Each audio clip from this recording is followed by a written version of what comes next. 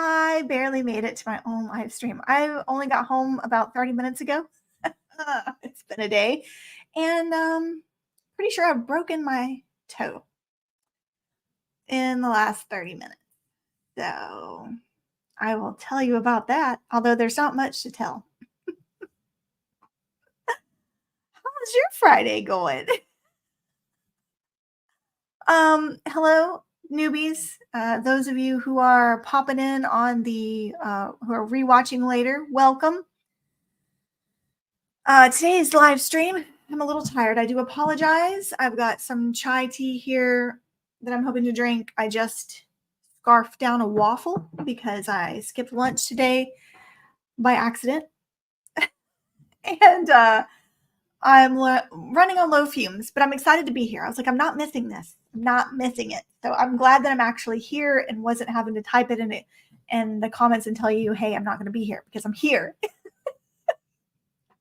Even if it was a struggle. Yeah, so I'm going to talk about my melanoma story today. Actually, I have a special way of telling my melanoma story today. But let me tell you about my day really quickly, because I need to get it out.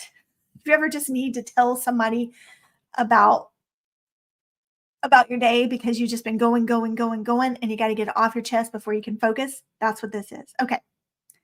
Here it is. I went to the hair salon today to get the color, because if you remember, I went to the hair salon last week and I just got the cut and a gloss to tone down the blonde. Today I actually went and got color, and I don't know if you can tell how gray it is, because I had to leave the hair salon. I did not realize my appointment was going to take 3 hours. It actually took over 3 hours, and I needed to leave at 3 o'clock because I was on the opposite side of town from my son's high school. So I had her, she blew dry my hair, checked me out. I dashed out the door. I didn't even get to style it. She didn't even get to style it. And I just threw it up in a little bun in the back. And then I drove the appropriate speed. It took me 25 minutes approximately to get across town to the high school, where I was in the very back of the car line, but I made it there with 1 minute to spare. But by the time I picked up my son and got home, it was 4:30 and I was starving. So I made myself a waffle, and then I made myself a chai latte with just the powder mix. I didn't even have time for a tea bag. And then I came in here, I turned on all the lights, and I was adjusting my chair to get here in the center of the video shot. And in adjusting my chair, I chose to sit in my chair and pull myself up to adjust it and scoot myself back. And in doing so, I put the entire chair with my full weight on my pinky toe. I'm pretty sure I've broken it. It had its own heartbeat there for a little while, and I can't move it. I've got my foot on an ice pack right now. So my husband went and got me an ice pack. If for some reason I start feeling bad, we'll have to cut the live stream short. But hopefully that won't happen. Let me know you're here. Who all is here? Lisa, Valerie, Baby Pooh Bear, 1990. Who else is here? Leave it in the comments down below. Let me know you're here. Where you're watching from. Oh, it's just one of those days. It was a Friday that pulled a Monday on me. I just overbooked myself, which is unlike me. I don't usually I underbook myself for things. Then you see I've got more decorations up in the background. Ew. Look, I put some cat pictures up here, and I've got this little bookshelf, wire bookshelf. I'm not sure if the rainbow is going to stay behind me or not. And then, yeah, I've added a few things. Valerie says, my local Walmart is having their annual sunscreen clearance sale. Valerie, thank you. I got both native sunscreens you rave about for $12 each. I'm looking forward to trying them out. Good. Yes. So I actually haven't purchased native sunscreen this year. I still have a face bottle that I need to finish up. I don't even think I've opened it this year. I do love it. I have since found other sunscreens that I enjoy, but man, the pineapple scent is it yeah, the pineapple scent of the native is fantastic. I love how thin it is on your skin. It does take a little bit to work in. You got to get rid of that white cast, but for the body, oh, I love it. It is really good. All right. Thank you guys. Lisa, thank you so much for sharing about the Paula's Choice. Was it yesterday? I think it was yesterday that they were having a sale. I think their 20% off sale is still going on. You can pick up a trial kit of 3 of the Paula Choice sunscreens that I picked that up, purchased in cart immediately to try out. Lisa says, loved your house tour. It's beautiful. Oh, I'm so glad, Lisa. I'm so glad you enjoyed it. Lisa is referring to the house tour, my new house tour that I just posted on the members only section of my YouTube page. You can join for $2.99 a month. That helps me purchase sunscreens, to be honest. I purchase sunscreens. So thank you. And I showed my house tour complete with a couch because I just recently got a couch. I'm so glad you enjoyed it, Lisa. All right, let's start. Okay, so I thought hopefully you'll like this style. It's a little more relaxed than the past 2 weeks. I thought I would pop up my very first video that I did telling about my diagnosis and how I found out I had melanoma back in 2021. This is back, I'll pop it up on my screen really quick so you can just see what I'm talking about. I downloaded the video off this page, but I made this back in 2021 and it just details, and I haven't watched it since, details how I was diagnosed and how I found out I had melanoma. And I didn't want to watch it myself because I don't really remember how I told it. This is back when we lived in Beaufort, South Carolina. This is on the back porch there. I loved this house. Right behind me is, you can't see it, but there's like a little swampy area. And deer would walk back there multiple times during the day, little baby deer. We also had a family of raccoons. Yes, baby raccoons that would play on the trees behind there. It was a magical, magical backyard in Beaufort, South Carolina. And most of you probably don't know anything about Beaufort. If you ever get a chance to visit there, it is the quaintest little coastal town off of South Carolina. It's where the marine base, Paris Island, is located there. Beautiful beaches, very quaint, very, very quaint. All right, so I think I have to mute myself and I will watch this together and then I'll pause every now and then and unmute myself if I have any reactions to it. Oh, I'm so excited. Listen. I am embracing my inner vampire this morning, as you can tell from my super white arms. My name is Sean. I am the melanoma mom, and I've started this channel to catalog my journey of what it's like to live a daily life after having melanoma skin cancer. So this is my diagnosis story. Welcome. Here is my melanoma removal scar. It's pretty large. This is a new biopsy that I'm getting ready to have more taken off of it. This is an old biopsy. Anyways, in January of 2021, I went to see my gynecologist. Yeah, this story starts out with a girly appointment, and it was my yeah. This story starts out with a girl. It's like that meme that you see. How did I get here? That little voice where it's like a person in some kind of tragic situation, and they're like, "This is me, but how did I get here?" It all started with an OBGYN appointment. Not something I expected my story to start out with. Okay. Out with a girly appointment, and it was my annual physical, and she said, I don't see anything that's worrisome, but have you ever been to a dermatologist for their full body skin cancer check? I said, no, should I go? And she said, well, I don't see anything that is worrisome, but you're 40, so it's that time. You need to just have everything checked. I was like, okay. Normally, I would have just brushed off the appointment, but every year I set a word of intention that kind of guides my choices throughout the year. And my word for 2021 was health. That I was going to put my health. Health. H-E-A-L-T-H. I don't know if you could hear me through that. The word health was my word for 2020. For 2021. I need it to be my word again because I need to get my health together. I said that my melanoma journey story started with my visit to the OBGYN. But when I reflect back on it now, I think it should have started back in 2006 because that's when I had, let's see, is it this side or this side? I had some moles removed. I think I had 3 removed around my neck.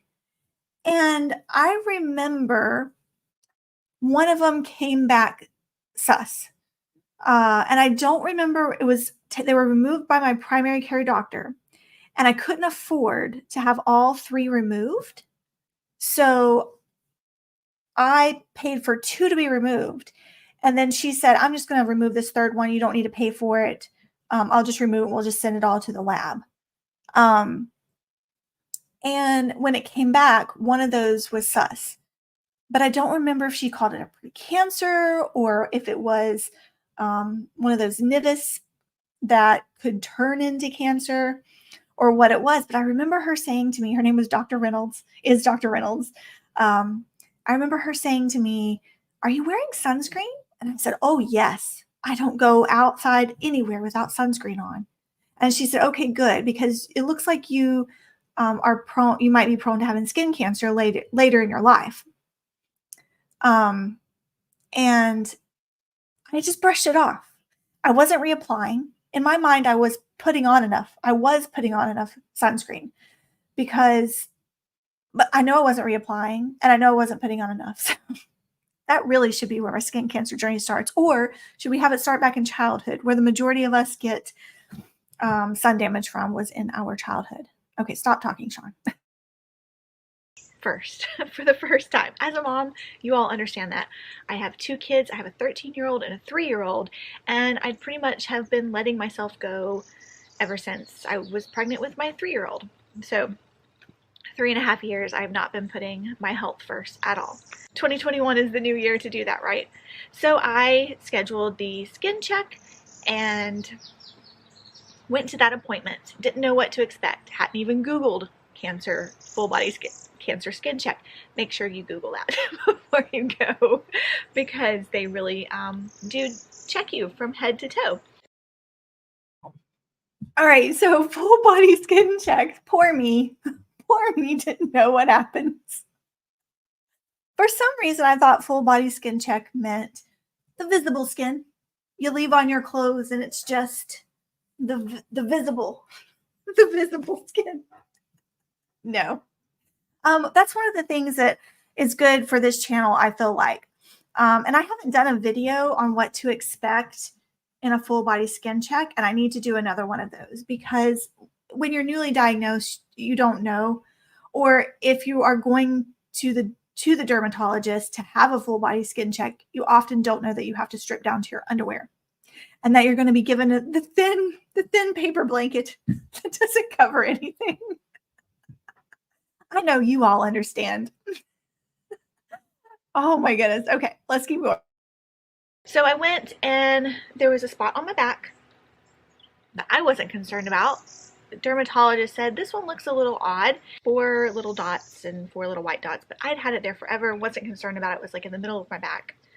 And then he said he was concerned about this one. I think it was this one right here. Looked a little odd. And then I just happened to mention one that was over here.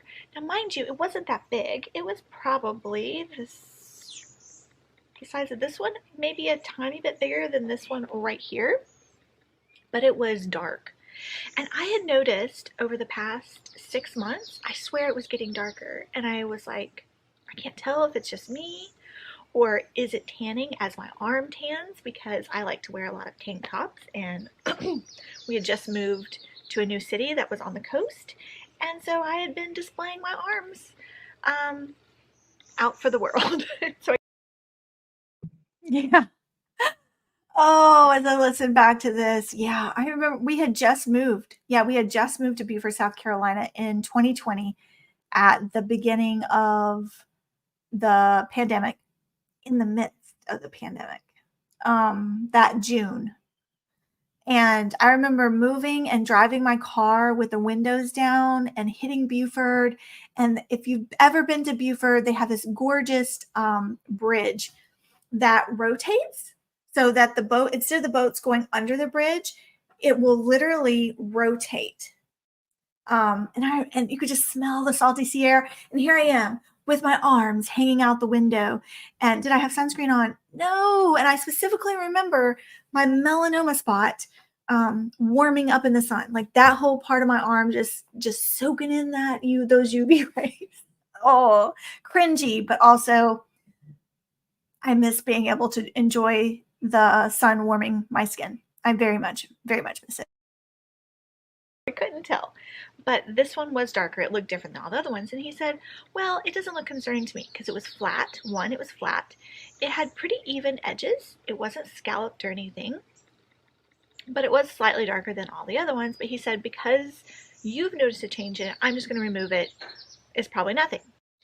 About 2.5 weeks later, I get a call from the dermatologist and him telling me that I had melanoma skin cancer, and it was this one right here. When you are told that you have cancer, one, I had never done any research. I was like thinking, well, this sounds serious because it's got the big C word in it, but I don't know what that means. Like, how serious is this? I didn't even think to ask those questions. I was just like, oh, okay, great. Thanks for letting me know. And he said, you need to come back in immediately, and I'm going to refer you to a melanoma specialist, an oncologist. I was like, okay, now this sounds serious, but I didn't even know what questions to ask. So we hung up.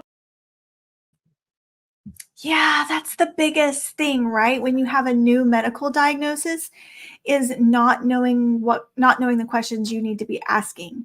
I vaguely remember that phone call with my dermatologist calling me and him telling me I had melanoma.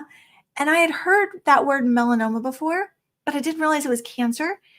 And for some reason, I thought that that only old people got it. I guess like all skin cancers. I don't know. It was just such a foreign term to me. And then when he said melanoma cancer, my mind literally went blank. And I'm sure majority of you that I see most of you can relate to that. Your mind just going blank when you first hear that word cancer.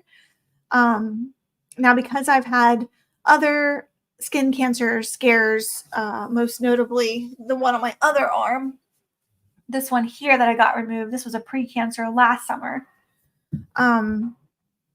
It still alarms me, but I'm able to know the questions to ask. Now, I don't know, those of you who have been through like immunotherapy and radiation, who have had much serious skin cancers,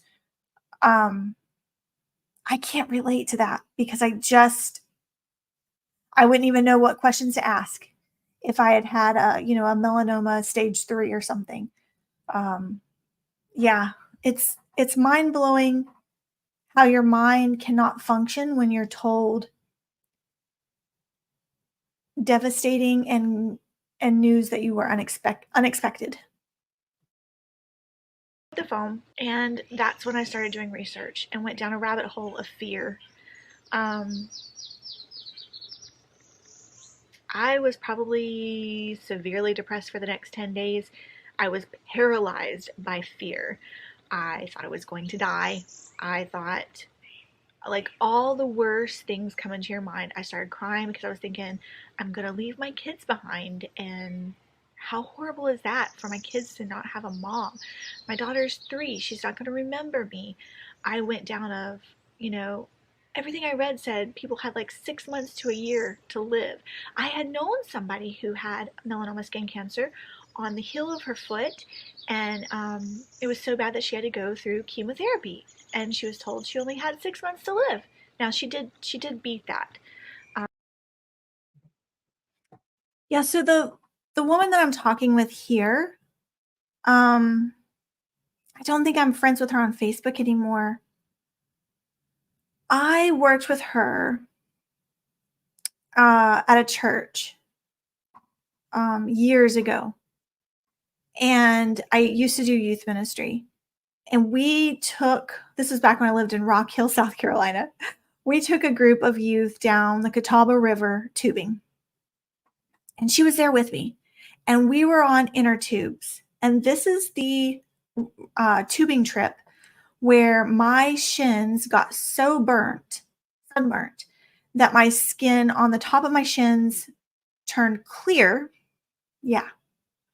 And you could see, like, it was pretty gruesome. It was pretty gruesome.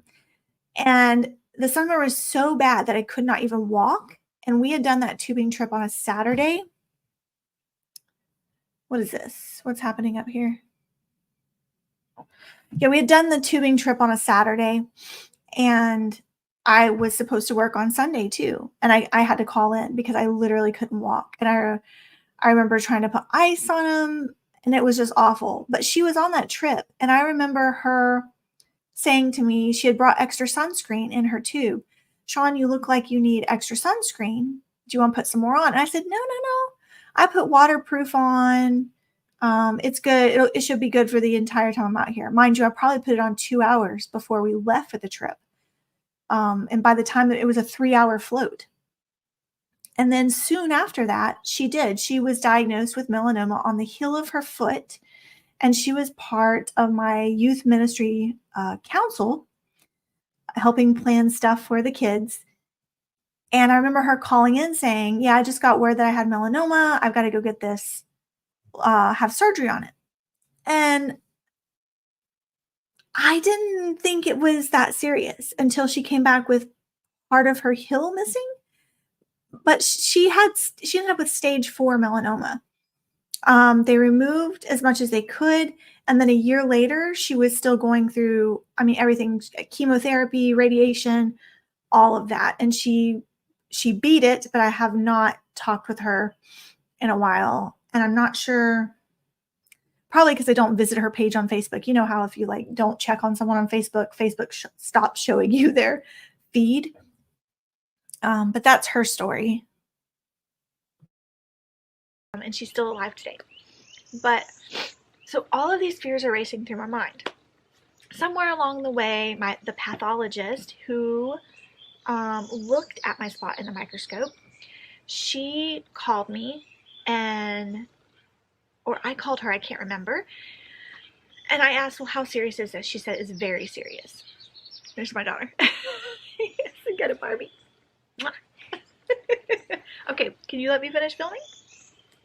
Thank you, sweetie. Do you need anything? I do. What do you need? I have a school. So I asked her, and she asked me questions, and she said it was a level 3. Okay. So got off that phone call. Level 3 stuck in my head. All I heard was 3. And so I was thinking level 3 was the same as stage 3. So then I was really freaking out. So then I'm opening Cheez-Its for my daughter. So then I was really freaking out.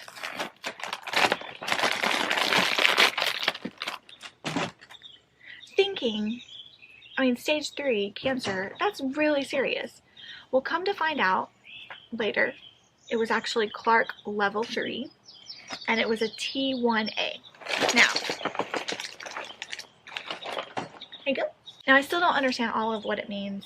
I keep having to re-look it up. It was actually a level 1 and an A. So, that was superficial spreading. It wasn't that deep, but it was 0.37 millimeters. So my dermatologist told me that if it had been 0.3 millimeters, then they would have removed it at his dermatology office. But because it was 0.37, the 7 made a difference. Okay, I'm listening to this. I'm hearing myself say 0.37 millimeters. I'm pretty sure I thought it was 0.36 millimeters. I'm pretty sure I told my last dermatologist it was 0.36 millimeters. I need to write this down. I need to actually find all of my records because I'm still looking for a dermatologist in my new town. And I'm going to have to give all that information to him or her. 0.37. It's amazing how our memory changes in just 3 years. Interesting. Difference, then that's when they referred me to an oncologist because they weren't sure how deep it was going. They could see that it was, spreading on the top, but they weren't sure how deep it was. And they felt more comfortable having a surgical oncologist who specialized in melanoma do that. So I was referred. All the stuff that goes through your mind, you hear information, and then it's like hard to try and process it. I'm hoping my story help some of you out there who have fears to know that it is completely normal to have every single fear run through your head. It's completely normal to be paralyzed for fear. It's completely normal to hear information and not be able to process it. If you can take somebody with you to your appointments, they can kind of help process the information you are receiving and help you to hear, because I don't know what it is. I think fear paralyzes our ability to retain information. That's my theory. I cried a lot. This was all happening in like the first 10 days after diagnosis. And they scheduled my surgery for February, which was about 3 weeks. I might be a little off here, 3 to 4 weeks away from my initial diagnosis. And I thought, if this is that serious, why is it taking this long? I don't know. I think it's because mine wasn't as serious as other people's. It wasn't as fast spreading as other people's. I should backtrack a little bit. When they did the initial biopsies of my spots, they did a shave biopsy, which basically means they just take a scalpel and they inject you with some numbing stuff, so you don't feel anything, and they just scrape the spot off, but it's not very deep, it's very shallow. After my diagnosis, they went back and they did a punch biopsy on, this was a later one, on this one and the one on my back, which is basically a cylinder metal tube that they twist and it cuts into your skin, and they're able to take a wider margin and deeper, so that the idea is to get clear margins so that there's none of those cancerous cells, so they're able to take out more. And then it requires like 2 to 3 stitches, which I have an appointment coming up. I'm getting the punch biopsy here, which can be another story. I probably will, I'm getting one there. I've got one under my arm here, a new one, and one on my stomach. That's getting the punch biopsies in 2 days. Yeah, so the punch biopsy thing is interesting. So this was from my dermatologist in Beaufort, South Carolina, who I started having so many skin biopsies that came back pre-cancer that he just went ahead, and we just decided to save money and my time from having to constantly come back again for a punch biopsy, is just to do a punch biopsy and skip the initial scalpel biopsy, so that I didn't have to come back, because they were all coming back as pre, and I was just, it was taking up a lot of time. But then when I moved to our last area that we were at in the Clemson, South Carolina area, and I got my dermatologist there, and I told him that, if you just wanted to do a punch biopsy on my initial spot so that I didn't have to come back to the office again. I said, because they're always that, those little nevi, I can't ever say it right, NEVI or NEVUS. Oh my goodness. See, my memory's awful. Jessa, you're right. Really, I recall, was it dysplastic nevi? And he said, oh no, we don't do punch biopsies here for those. We do wide local excisions for all of those. He was like, do you want us to go back and redo all of your punch biopsies and do the wide local excisions on all of them? No. Because I've got, I don't know, at this point, 15, 20, somewhere in there. Can you imagine scheduling wide local excisions for all of those? No, because my first dermatologist was telling me that, it has to be a certain distance. So if the mole is small enough, the punch biopsy will get the appropriate distance around for the size of the mole. So I was like, who do you believe? Even amongst dermatologists, there are differences. I will follow up with a video on the scar and how that removal surgery went, and I'll follow up on, are you okay? And I will follow up on any questions that you may have. Please feel free to ask me anything. Again, this is my personal experience. Everybody's experience is different, and I'm in a much better place, obviously, however many months, 4 months from my initial diagnosis than I was those first 10 days. They were rough. Virtual hugs. I am embracing my inner. Okay, let me get this off the screen here. Yeah, so that's my initial recollection 4 months after my initial diagnosis, so 3 months from the surgery. Yeah, it's amazing how much our minds change. I'm really nervous about my next dermatology appointment. I said I would talk about how I feel like how I am mentally and physically after that initial melanoma, because thankfully I have not had another melanoma since. I mean, I did have the one scare, which was a pre-melanoma, which to my understanding, some dermatologists say pre-melanoma and some say melanoma in situ because it's the start of one. And I don't really understand. I'm not a scientist. I don't understand. I'm still learning. I guess what I'm trying to say. I'm still learning right along with you all. I do have, I do still fear going to the dermatologist, but it's not as intense. It's not as paralyzing. It's not as anxiety driven. Full body skin checks will always be uncomfortable, and it's not easier. Every time we move, I have to find a new dermatologist and get naked in front of a new person, which completely sucks. Oh, thank you guys. You're so nice in the comments. Matt, Jessica, Jessa, D Doodlebug. Thank you all so much. I know you know what I'm going through. Oh, Lisa asked a great question here. What does NED mean? No evidence of disease. Thank you, Lisa, for pointing that out, because newbies aren't going to know that. It took me forever to learn what NED meant. Took me forever. I think it was like a year of being on YouTube. I asked somebody what it meant because I didn't know either. No evidence of disease.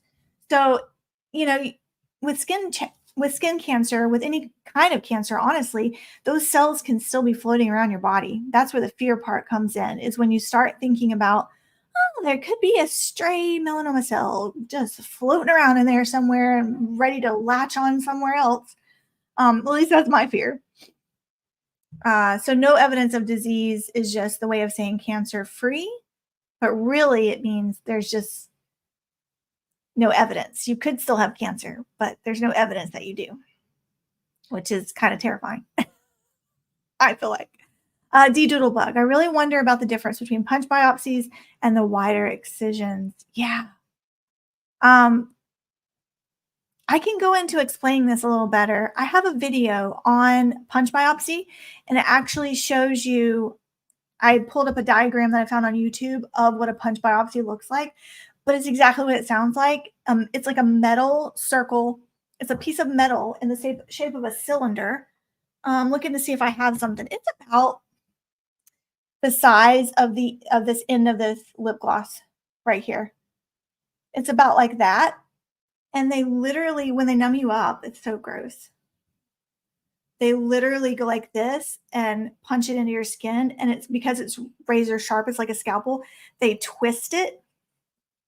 I know. Until your skin is up in the cylinder. So gross. I asked to see my punch biopsy samples one time after the dermatologist put them into the tiny little containers to be sent off to the lab, and it was pretty gross. But that way they're able to go deeper into your skin, and they're able to get a wider circumference around the spot. And then a wide local excision is they go down even further than a punch biopsy with a scalpel, and they do 2 layers of stitches. So usually they can go right before the muscle starts. They can go all the way down to the muscle, and they can go all the way down to the bone. And let me see if I have how they cut it. Here, I've got a piece of paper right here. Let me use a yellow. That might show up better. And I'll show you what they cut, the shape that they cut. Oh, good grief. I picked up a pad of paper that has 50 million notes on it. All right, so they do a circle, and then they draw 2 triangles. All right, so it's like this, but more precise. And so that's what they draw. Let me pull this one out. Hold on, let me get rid of this. That's what they draw on your arm. And the size of this is relative to the size of the spot on your arm that they will take out, because they have to take a certain circumference out, and then they have to take out the triangle part so that they have skin to sew you shut afterwards. And then you'll have 2 layers of stitches. You'll have the first layer will be the dissolvable kind, and then the second layer is either thread, string, or it's staples. Mine had both. And so the bigger, but so for the wide local excision, typically one of mine, the big one, this one, because it was done by an oncologist, he gave me the most incredible nerve blocking drugs and put me in twilight anesthesia, which means you're awake, but you don't know you're awake. So you don't really remember anything of being asleep. And I was pretty much pain-free after having my big one. Now, this one over here was done by just a local dermatologist, this precancer up here, and it was worse because even though it was a smaller area that they did for the wide local excision, they only gave me the shots, the numbing, is it lidocaine they use? Like they do for your teeth. That's what they put in your skin. And then the whole time you're feeling tugging. You're feeling tools go in. You're feeling fingers. You're feeling pulling sensation. They had me lay on my side so that my shoulder was facing up, and I was completely wide awake, and I knew everything was going on. They didn't really talk to me at all. They did it first. Occasionally they'll check in to make sure you haven't passed out. But I would not recommend that. It was torture, honestly. Everybody I've talked to who has not had nerve blockers or twilight anesthesia has been miserable. Okay, so there's that. Hopefully that was helpful. Oh, see, sorry, D-Doodlebug. Well, somebody needed that information. I've had a long day too. I completely understand why one derm does biopsies and the other does the wide excisions. Yeah, I don't know, because the second dermatologist was shocked that the first one had done the punch biopsies and not done wide local excisions on all of them. But I was told by both of them that there is a standard for how much of a circumference and a radius they have to get around the area depending on how big it is. I was told there was a standard. I don't know what it is. All right, Lisa says, oh wait, hold on. I passed baby Pooh Bears up here. I'm 34 and pretty fair and have lots of freckles. I've never had a skin check. I know I need to. Yeah. Just have somebody refer you. I'm sure you have friends. If you just post on Facebook, someone recommend me a dermatologist, or if you ask, like I did, my gynecologist, or you're a family doctor. And I would recommend a dermatologist over a family doctor. That may be controversial, But I've had so many family doctors look at my skin and not once recommend a dermatologist. And then, yeah. And I know dermatologists have a reputation of just wanting to take everything off, but I think it's for good reason, in my opinion. Okay. Oh, disclaimer. I am not a medical professional. Boy, I should not put this at the end of the live stream. I'm not a medical professional. I'm only a melanoma skin cancer survivor. So never don't trust anything I'm saying here. I'm only speaking from my experience, not meant as medical advice. My brain's not working either. Let's see here. So go get your skin check. This is your friendly reminder. Baby Pooh Bear 1990, go get your skin check. Schedule it. Let's see here. Lisa says, I'm behind on chat, sorry. The wider excisions make sure all margins are clear, I think. It's more thorough than a punch biopsy. Okay, that's helpful. And Lisa knows. Lisa's been through it all too. Let's see. Jessa, yes, I think that too. They have the option with wider to not go so deep if it's not suspected to be deep, so less scar tissue. Yeah, all of my punch biopsies have turned out to be like little star shapes, which I actually don't hate. They're like little white stars on my arms.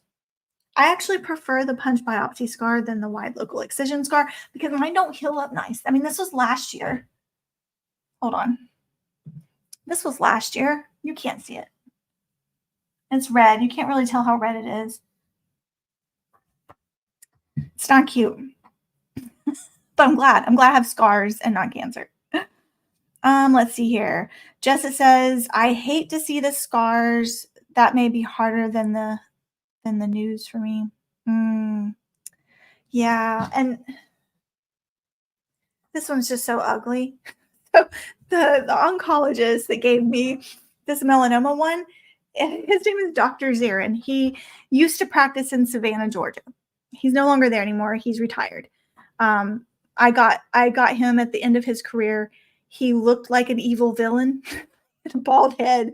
I'm no joke. Like he looked like a Disney evil villain, but he was the nicest man. You either loved him or hated him. He had a very dry sense of humor. Anyways, he told me, he said, it's a good thing that you got me at my end of my career, he said, because at the beginning, everybody left and people could tell who had gotten their wide local excisions from Dr. Zarin. And I said, why? How could people tell that it was you? And he said, because it looked like a shark bite. He said his was so jagged that there are people running around the Savannah, Georgia area with shark bite that looks like actual shark bites because his stitching was so bad. I thought that was funny. Funny, but not funny. Louisa says, I would 100% pass out. I'm sending you a tight hug. Oh, thank you, Louisa. Yeah, it was not fun. Although this, the wide local excision without twilight anesthesia was much better than the breast biopsy, core needle biopsy I had a couple of years back. That without twilight anesthesia, I will yell and scream and put my foot down before I have another one of those done without twilight anesthesia or nerve blocker. That's a story for another day. D-Doodlebug, helpful to know. Thank you. Yep, Lisa, baby Pooh Bear. Lisa's telling you get a skin check. Lisa says, my podiatrist walked me next door to a dermatologist when he saw the melanoma on me. I think he helped to save my life. I didn't know that. That's amazing. Yeah, more doctors send us to dermatologists. Also, hairstylists are great about sending people to dermatologists as well. If they see stuff on your scalp. Yeah, we need more people to do that. That's awesome. Yeah, everybody's telling you, go. You got to go to the dermatologist. Let's see here. Some plastic surgeons can also do checks. Some remove them often. Mine has an AI scanner for skin. That's very, very cool. Yeah, I think, aren't they coming out with more AI, like for your phone, AI scanners for your phone?